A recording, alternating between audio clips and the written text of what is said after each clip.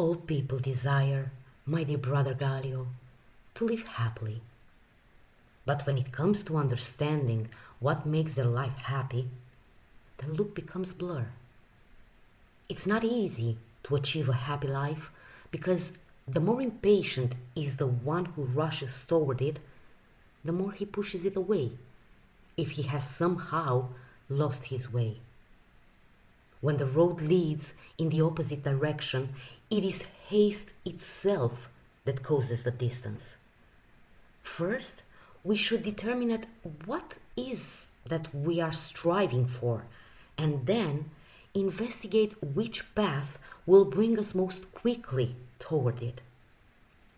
Along the way, if it turns out to be the right path, we will approximate how much to advance each day and how closer we are to where a natural desire pushes us. But as long as we wander randomly, without following a guide, but only the quivering and shouting of those who call us in various directions, our lives will be wasted between lost roads, no matter how hard we try, day and night. Let us therefore establish what we are aiming for and on what path, but using the help of a connoisseur who has already traveled the road we are advancing, because this road is nothing like other trips, where once you have delimited a certain route and you get to ask the locals, you can no longer get lost on this journey. On the contrary, the most beaten and crowded paths are also the most treacherous. So nothing is more important than not holding on like beasts to the flock of those who step in front of us, moving in the direction everyone is going and not in the direction we should be going.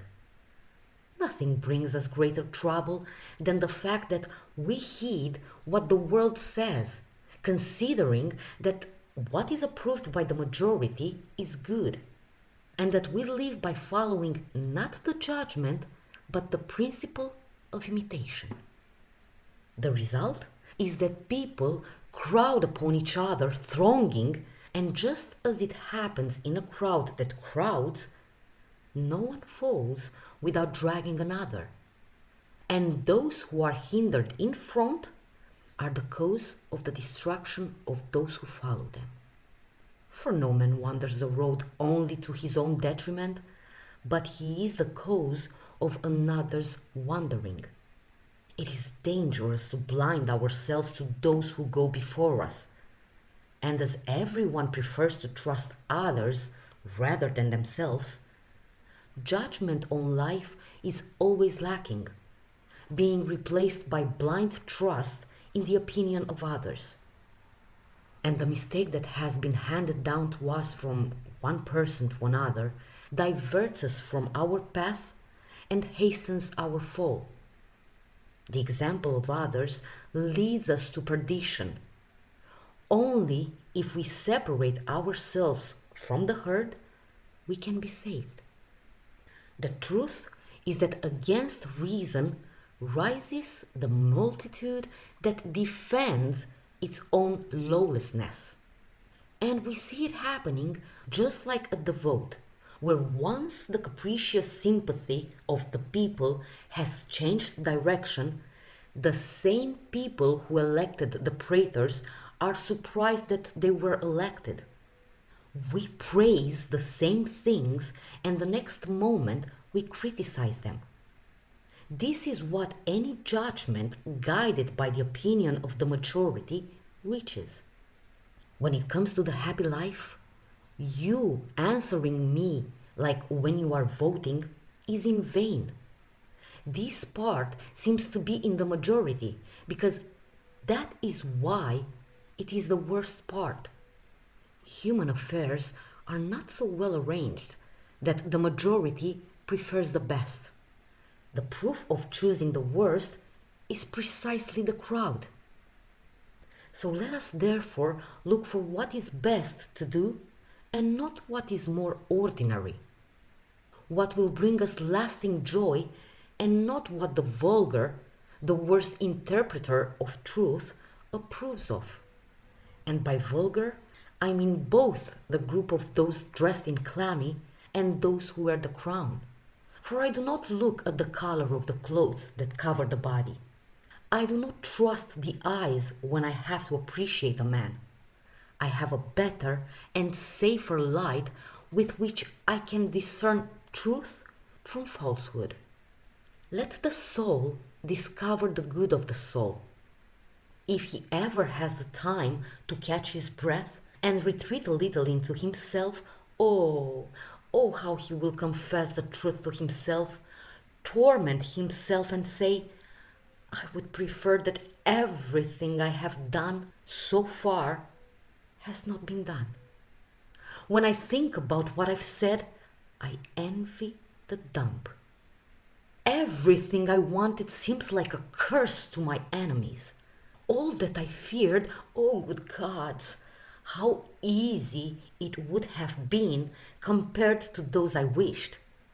To many I bore enmity, and from hatred I returned to friendship, if there is any friendship between the wicked.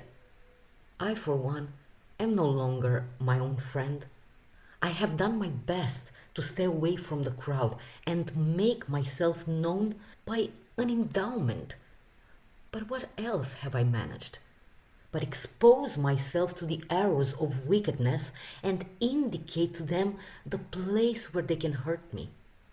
You see those who praise your eloquence, lurk your fortunes, try to curry favor with you or exalt your power. They are all your enemies. Or, what is the same, they could be your enemies. As great is the number of those who admire you, so great is the number of those who bear you envy. Why don't I rather look for a real good that I feel, that I can demonstrate?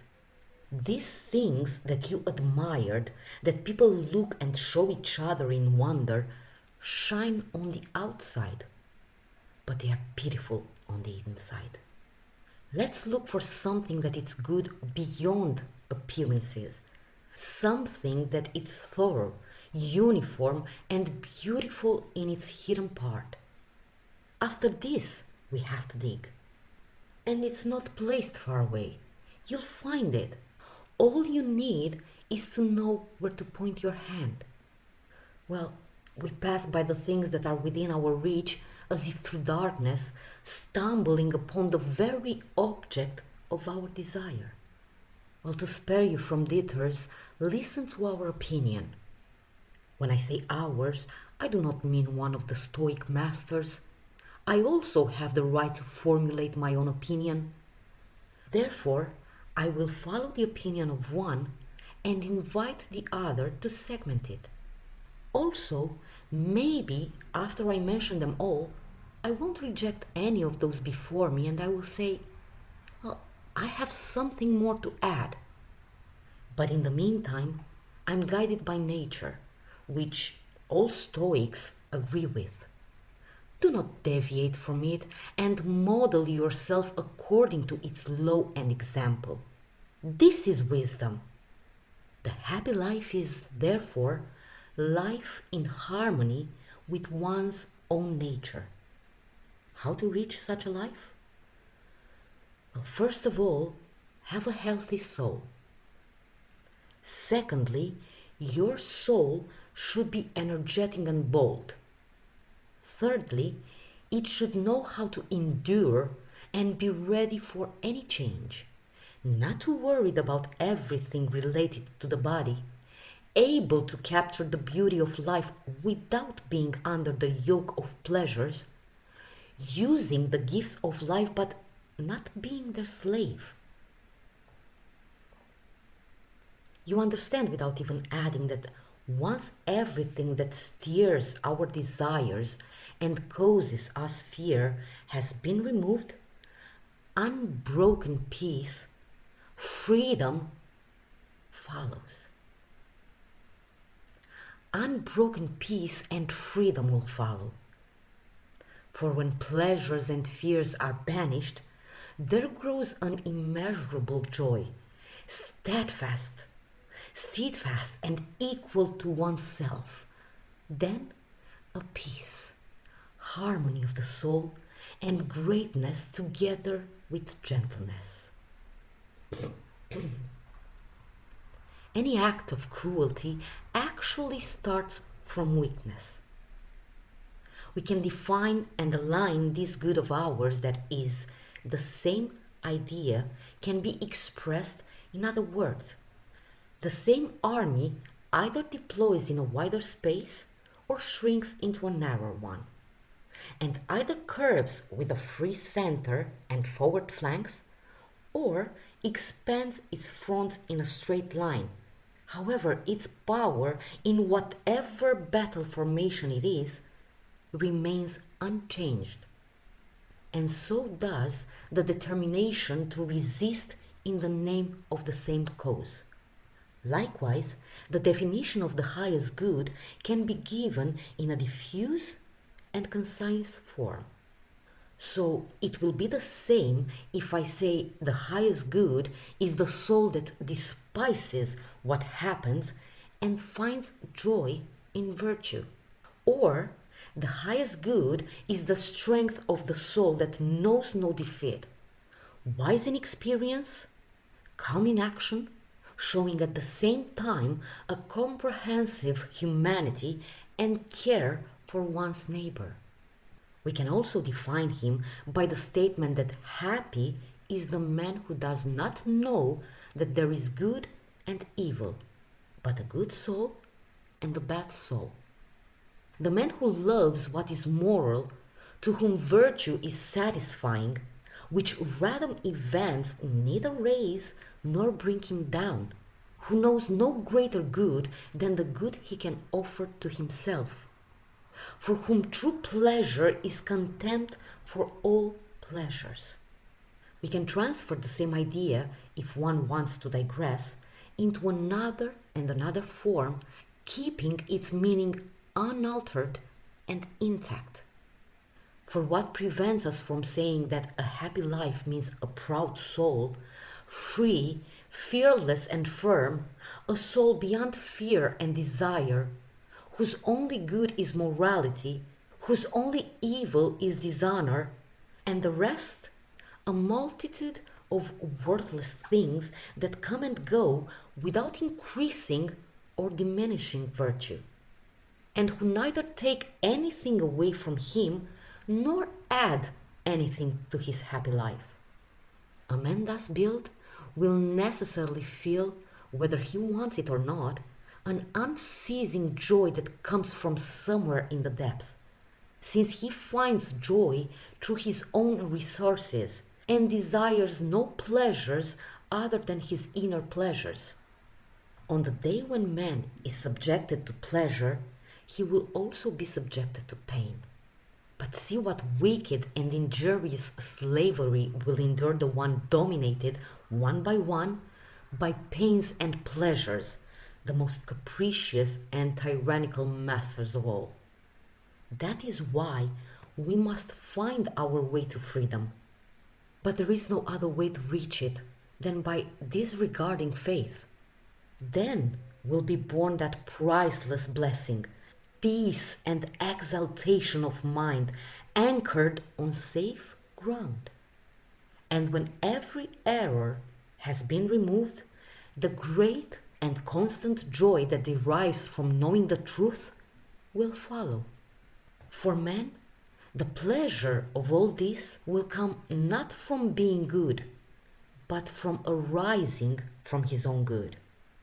Since I have begun to take some liberty in dealing with the subject, I may call happy him who keeps himself away from both desire and fear, using the gift of reason.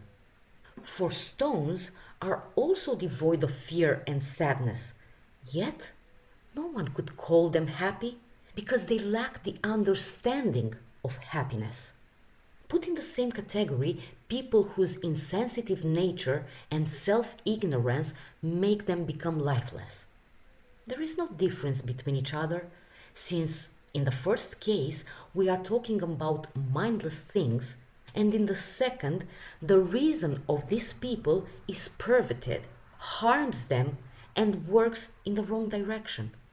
For no one can be called happy as long as he is cast out of the truth. Therefore, the happy life rests on correct and reliable judgment and is unchanging. For then, the mind is clear and free from all shortcomings. For it has escaped not only deep wounds, but even scrapes. And determined to always remain where she was settled, she will defend her position even against the attacks of an angry faith. As for pleasure, though it overflows upon us from everywhere, creeps into our soul in every way, comforts our soul with its enticements, and uses method after method to seduce us, yet what mortal who retains within him a trace of humanity would like day and night to have his senses tickled and, leaving aside the soul, to have all attention focused on his body? But the soul, they will tell us, also has its pleasures. Of course he has. He can reign as the judge of luxury and pleasure. He can gorge himself on all that usually delights the senses. Then look back to the past and, remembering withered pleasures, be impatient to what is to come. Put his plans in order, and while the body is indulging in present fat, banish his thoughts of the future. This soul will seem more miserable to me than ever, because it is foolish to prefer evil to good. And no one can be happy unless they are sane. And sane cannot be he who craves the future as if it were the right thing. It is happy, therefore, him who has a virtuous judgment. Happy is the one who is at peace with his condition and he who loves what he has. Happy is the one who leaves to reason the whole conduct of his life. And those who have stated that the greater good is located in the womb realize now in what shameful spot they have placed it. They affirm, therefore, that pleasure cannot be separated from virtue, and say that no one can have a moral life unless it leads a pleasant one, nor pleasant unless it is equally moral. I don't understand how they can associate such different concepts. For what reason, I conjure you, pleasure cannot be separated from virtue? Perhaps you want to say that the principle of all good derives from virtue. From its roots sprout even the things you love and seek. But if this were not distinct, we would no longer see some pleasant but immoral things, but some things that are most moral but difficult and accessible only through suffering. Then I add that pleasure approaches even the most shameful life, but virtue does not admit of a low life. And some people are happy not because they lack pleasure, but because of pleasure itself. This could not happen if pleasure were not mixed with virtue, which is often devoid of the former, but never lacks. What good is putting together things that are so different, even opposite? Virtue is something high and great, which knows neither defeat nor effort. Pleasure, on the other hand, is something degrading, servile, weak and fleeting, whose base and habitation are the whorehouses and taverns. Virtue can be found in the temple, in the forum, fighting before the walls, dusty, sunburned, and with battered hands. Pleasure She is most often hidden, looking for shady areas around baths and saunas, in places where they fear the mayor. She's drowsy, placid, soaked in strong wine and perfumes, pale and greased with ointments, just like a corpse. The greater good is without death. He knows no end, no fullness, and no repentance, for the righteous judgment never changes. He doesn't hate himself, and he doesn't make changes in a life that is already very good. But pleasure, when it brings more delight, is distinguished. It doesn't have space, so reaches fulfillment, and disgust follows. And after the first momentum, it languishes. Something that by its nature is in motion cannot be stable. Thus, something that comes and goes very quickly, destined to perish in the very course of its use, cannot even have any consistency. In fact, pleasure tends to the point where it ceases, and from the moment it begins, it has the representation of the end. It can also be said that pleasure is enjoyed by both the good and the bad, as villains rejoice in their crimes, as honest men rejoice in their beautiful deeds. For this reason, our ancestors advise us to follow not the most pleasant life, but the best one, so that pleasure will not be a guide for the right and good will, but its companion. For we ought to have nature as a mentor. Reason takes her into account and also asks for advice from her. Therefore, it is the same to live happily and live according to nature. What does this mean? I'll try to clear it further.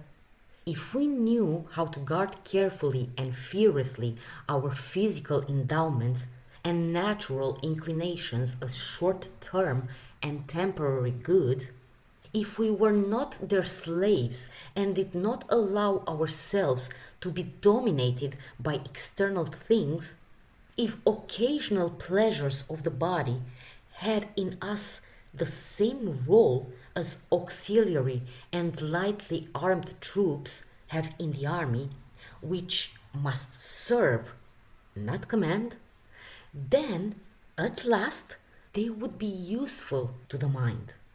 Man must not allow himself to be controlled and corrupted by external events, but must look only within himself, self-confident and ready for anything.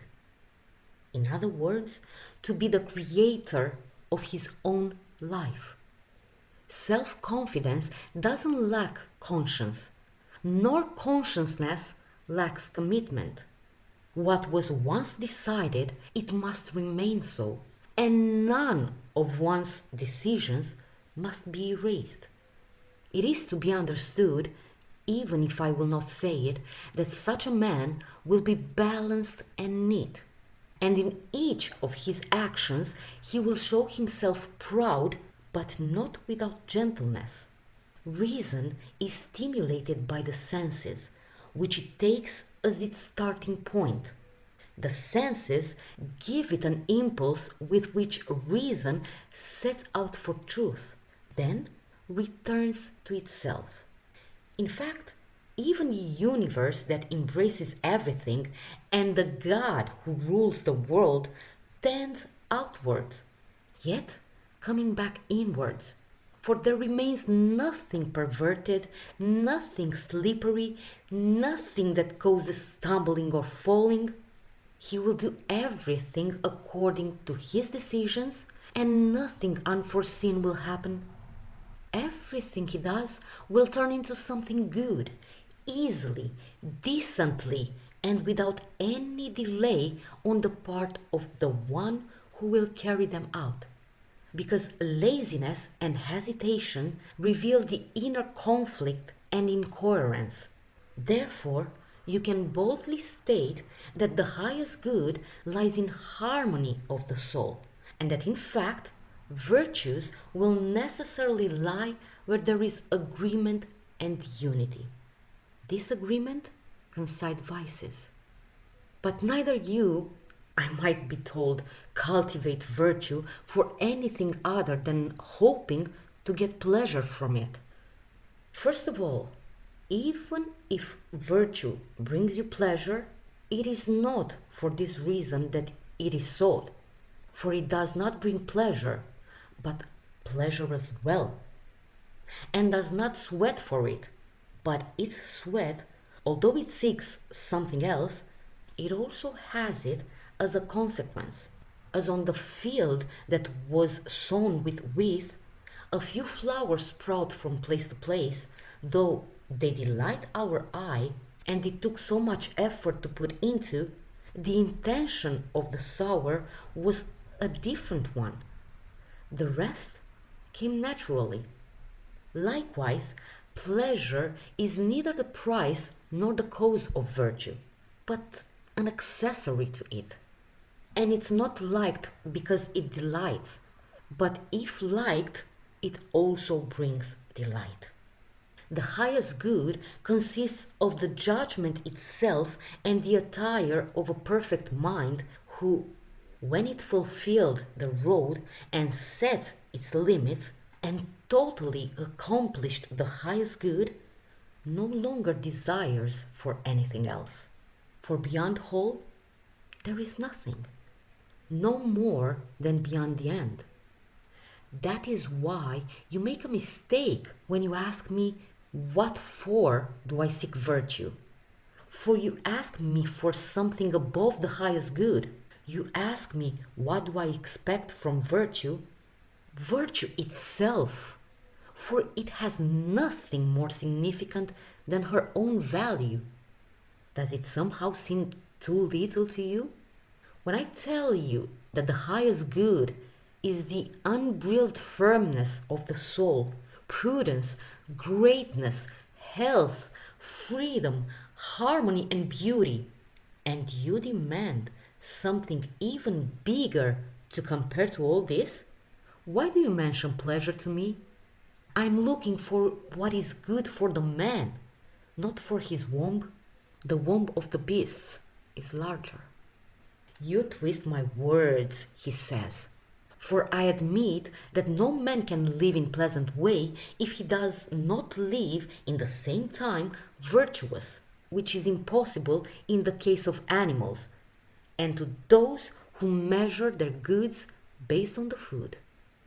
I make this statement loud, he says, and clear. One cannot arrive at this life that I call enjoyable unless it is accompanied by virtue. However, who doesn't know that they are gorged with your pleasures, those greater fools, and that vileness around between delights, and that the soul itself provides many types of pleasures that are vicious? First of all, arrogance, too good self-esteem, conceit rising above the others, blind and foolish love for their own interests, and exaggerated joy for small and infantile reasons, and besides biting irony and vanity that delights in insults, the refinements of a racing soul, laziness, and the degeneration of a loafer soul fallen asleep. Virtue shakes all this, keeps the attention awake, and evaluates pleasures before accepting them. And to those whom he declared good, he does not attach much importance, but only allows.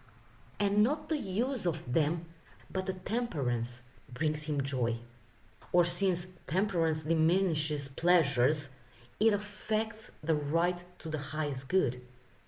You embrace pleasure, I serve myself with it. You enjoy pleasure, I use it. You consider it the highest good, while I don't even consider it a good. You do everything for pleasure, I do nothing. When I say I don't do anything for pleasure, I'm talking about that wiseness, the only one to whom you grant the concession of pleasure.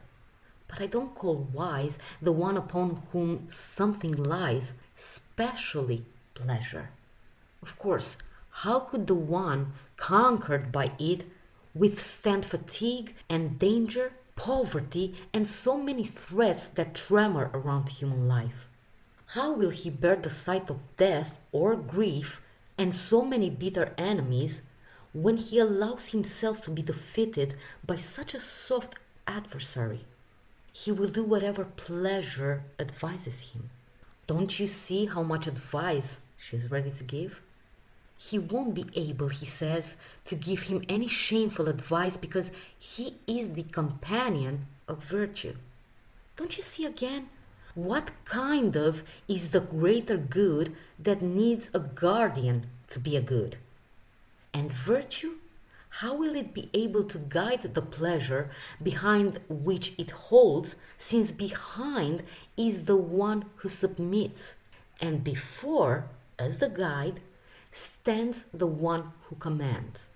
Do you put back the one who commands? It's a chosen duty, then, that virtue has to you, to foretaste pleasures.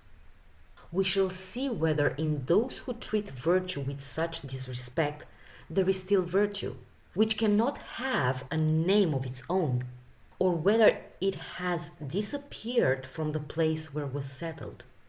In the meantime, I'll show you many people assaulted by pleasures, upon whom fate has poured all its gifts, and who yet, you must admit, are evil. Watch Nomentanus and Apicius, who digest, as they call them, the goodies of the land and the sea, and who in their own kitchen review the animals of all nations arranged on their table.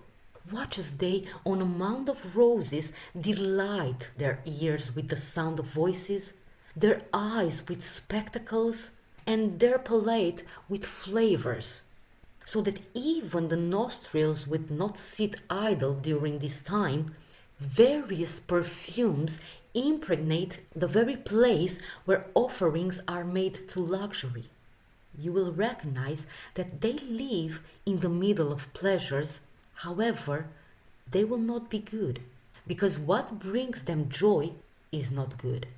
It will be bad for them, he says, because many things that disturb the soul will insinuate, and opinions that contradict will fill their minds with restlessness.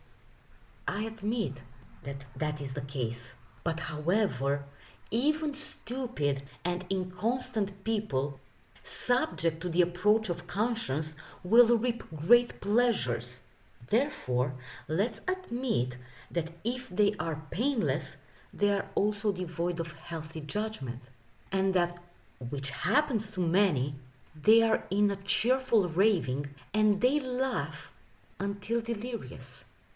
On the contrary, the pleasures of the wise are soft and measured, almost careless, restrained, and barely perceptible, since they come without being called, and although they arrive alone, they are not honored and accepted without special joy on the part of those who receive them. In fact, they mix them up and sneak them into their lives like a game and entertainment among serious things. Let them cease then, putting together irreconcilable things, and link pleasure with virtue. He who immerses himself in pleasure in the midst of continual belching and drunkenness, because he knows that pleasure is his companion, he imagines that virtue is also, for he hears that pleasure cannot be separated from virtue, after which it labels vices as wisdom and parades what should be kept hidden. This way they lose the only good that was left in their wickedness, the shame of sin.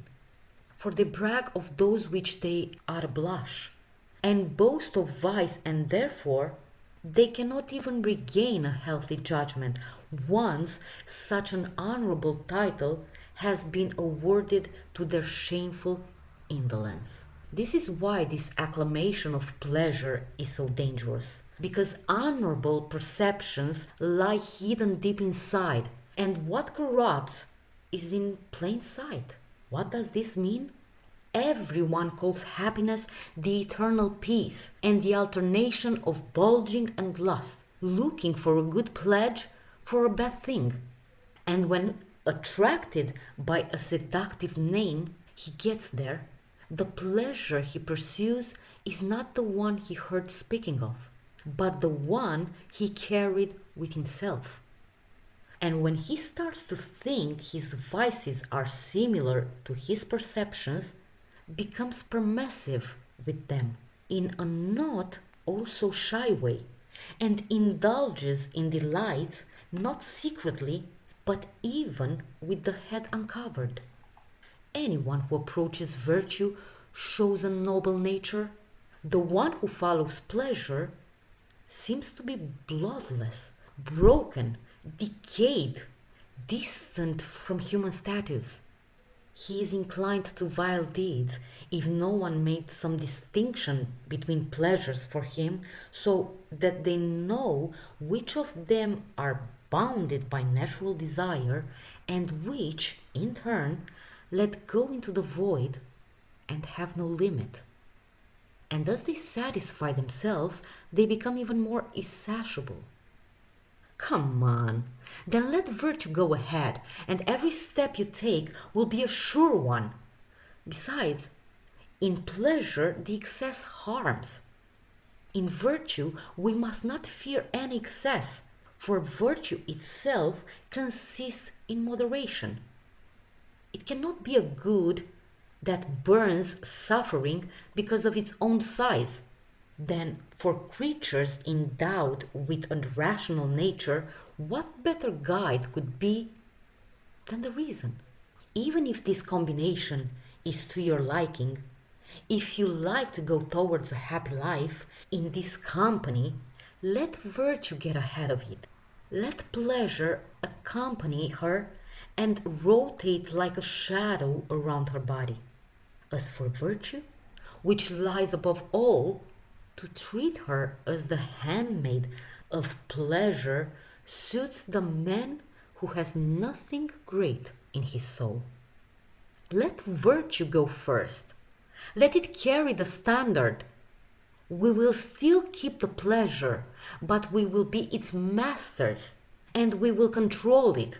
She will obtain something from us by pleading, but she will not constrain in any direction. Instead, those who give the main role to pleasure miss both, for they lose virtue and yet they do not possess pleasure, but pleasure possesses them. And they are either tortured by its lack or suffocated by its overflow. Unhappy if they are deprived of it, more unhappy if it overwhelms them. Like those caught at sea, they are left on dry land or float on the foaming waves.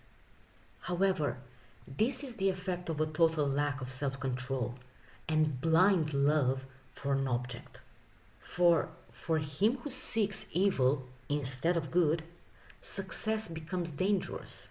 Just as wildlife hunting is fraught with hardship and risk, and once captured, even their mastery becomes cause for concern, for they often tear apart their masters, as it is with great pleasures, which end up being a great misfortune, and once captured, they capture.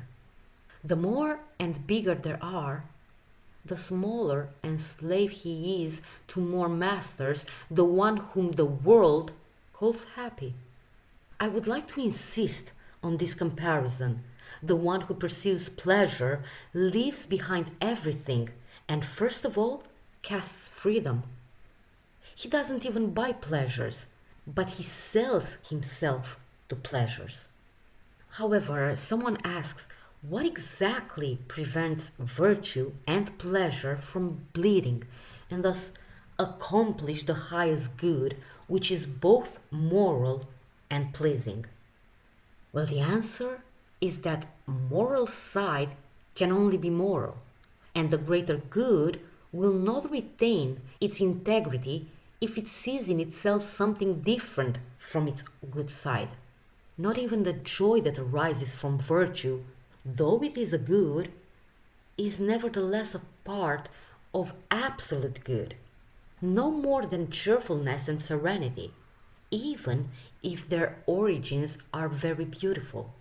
These are actually good, but they only follow the highest good, not exhausted. The one who in turn establishes an alliance between virtue and pleasure, because of fragility of the last one, makes weaken all the vigor that is found in the former, and yoke that freedom which thus would remain unkneeling, because he's starting to need the help of faith, and this is maximum servitude. What follows is a life full of anxiety, suspicion, agitation, which fears the catastrophe. Every moment stands suspended. You do not give virtue a foundation solid and immobile, but you ask it to stand on moving ground. And what is more unstable than waiting for what brings the chance and fickleness the body and things that affect it? In what way is this individual able to submit to divinity, to receive everything that happens with good cheer, and being an indulgent interpreter of his own misfortunes, not complain of destiny if he is shaken by the small imbues of pleasures and sorrows? But even for the homeland, he cannot be a good defender nor a protector for friends if he is inclined to pleasures. So let the greater good ascend to a place where no force can bring it down, where there is no door to pain, hope, or fear, or anything that might diminish the authority of the highest good. Only virtue can rise to that place. By sticking to her steps, we must ease this climb.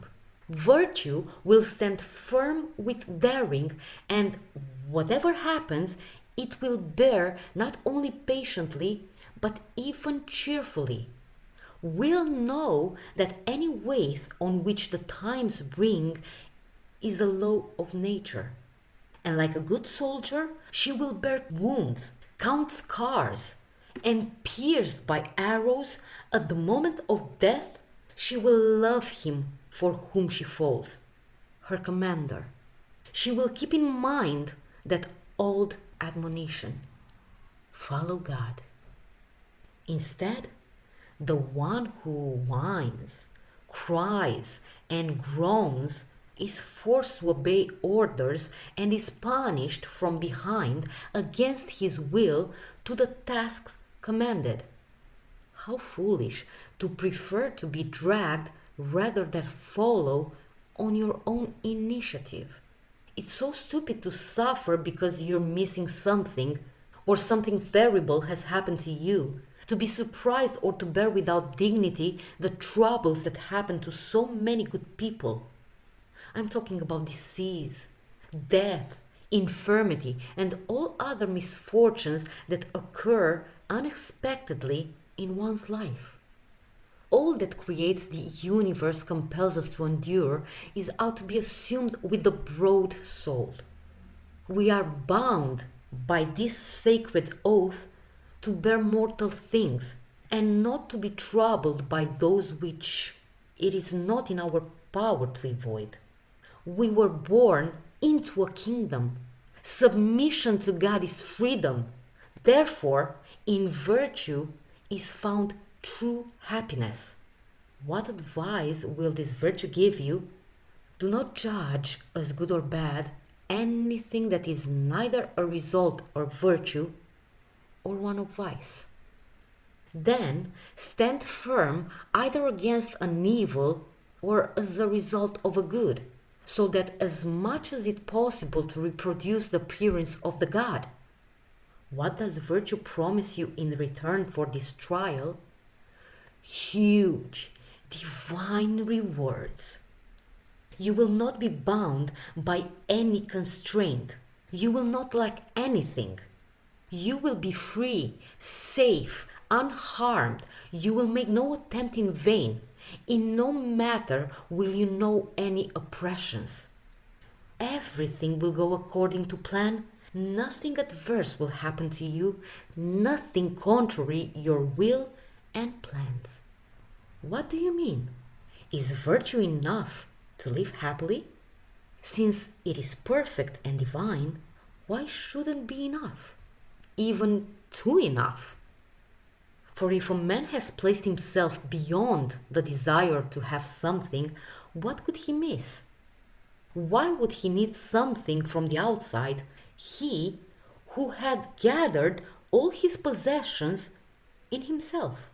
But the man who strives for virtue, even if he has come far, needs a certain indulgence on the part of faith, while it still fights between human things until it unties this knot and all connections with all is mortal.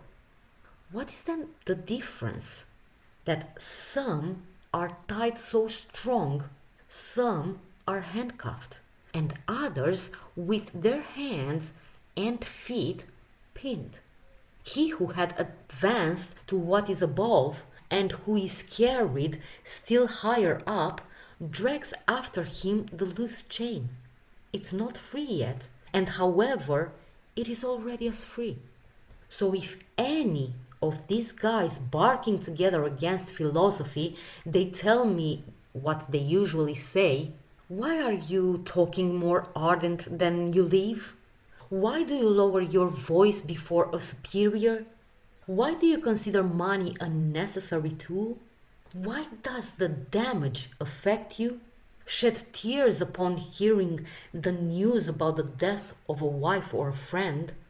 Are you concerned about your fame, and are you touched by malicious words? Why do you cultivate more land than your natural need requires? How come your meals don't match the advice you give? Why is your furniture so shiny? How come in your home the wine that is served is older than your age? Why do you keep gold objects on display? Why are trees planted that by nature give nothing but shade? I will add more lecture later, and I will bring more reproaches than you might believe. But here is what I'll answer now. I am not wise, and to feed your matureness I will not be. Therefore, I demand of myself not to be equal to the good, but better than the bad. It is not enough for me to remove one of my blemishes every day and to berate myself for my mistakes. I didn't get completely well, nor will I ever get. For my gout, I invent painkillers rather than medication. And I am satisfied if seizures are rare and if it no longer hurts. But feeble as I am, if I put your feet together, I'm a runner. I do not mean myself when I say this, for I am immersed deep into vices of all kinds, but to him who has achieved some concrete result. Philosophers do not fulfill what they speak. However, they accomplish a lot precisely because they talk. They still think with honest conscience. Indeed, if their actions had been like words, who would have been happier than them? In the meantime, there's no reason to despise noble words and hearts full of noble thoughts. Salutary concerns are praiseworthy, regardless of the outcome. Why wonder if those who climb a steep road do not reach the top? But if you're human, look with respect at those who venture into big enterprises, even if they fail. It is a sign of nobility to push yourself, not taking into account the forces you own, but those of your nature. To try high things and to grasp with your mind greater things that can be achieved even by those endowed with enormous courage. The man who has set such goals in mind, I, for one, will look upon death with the same face with which I listen to it spoken of. Submit all weights, no matter how great they may be, supporting my body through the soul. I, for one, will stay indifferent to riches, and when I will have them, and when I will lack of them, without being dejected if they are somewhere else, and without being proud if they escape in around me. I will not heed luck, neither when it comes nor when it leaves. I will regard the lands as mine, and mine as everyone's. I will live as if I knew I was born in service to others, and for this I will give thanks to nature. How else could she have served my interests better? She gave me an individual to all people, and all of them to me, one individual. Whatever I own, I will not guard my wealth prettily, but neither will I waste it unaccountably. I will not think that I possess anything to a greater extent than the gifts that they were inspiredly made for me. I will not weigh the benefits neither by number nor by weight, nor by anything but the esteem I hold to the receiver. And if one is worthy of them, it will never seem to me too much. For fame, I will never do anything, but it will be for my conscience everything that I will do. I'll think it's happening under the eyes of the crowd, everything I will do, without anyone but me knowing. In food and drink, my limit will be to satisfy natural needs, not the cluttering of the womb and its dissertation. I will be a pleasant person with friends, gentle and indulgent with enemies. I will let myself be pursued forward to be asked, and I will go out in greeting pleadings. I will know that my homeland is the whole world, and that at its head stands the gods, who have their dwelling above and around me, censors of my deeds and words. When nature demands for my breath back, or when my reason lets go, I will live life bearing witness that I have loved a clear conscience and chosen pursuit, that no one's freedom has been curtailed because of me, except my own freedom. He who will propose those will want them, will try and make its ways to the gods, even if he won't reach them. Farewell.